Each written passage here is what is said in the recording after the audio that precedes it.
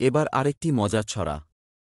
মজার দেশ কবিতাটি যোগীন্দ্রনাথ সরকার লিখেছিলেন প্রায় ১০০ বছর আগে, কিন্তু বৃহত্তর বাংলার বর্তমান অবস্থা দেখলে এই শিশুতোষ কবিতাটির পংক্তিগুলির মাঝে প্রচ্ছন্ন অর্থটুকু বড় প্রতীয়মান হয়ে থেকে।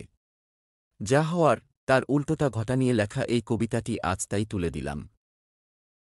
এক যে আছে মজার দেশ, সব রকমে ভালো, রাত্রিরেতে বেজায় রোদ, দিনে চাঁদের আলো, আকাশ সেথা সবুজবরণ গাছের পাতা নীল, ডাঙ্গায় চড়ে রুই কাতলা জলের মাঝে চিল, সেই দেশেতে বেড়াল পালায়, নেংটি ইঁদুর দেখে, ছেলেরা খায় ক্যাস্টর অজেল রসগোল্লা রেখে, মন্ডা মিঠাই তেতো সেথা, ওষুধ লাগে ভালো।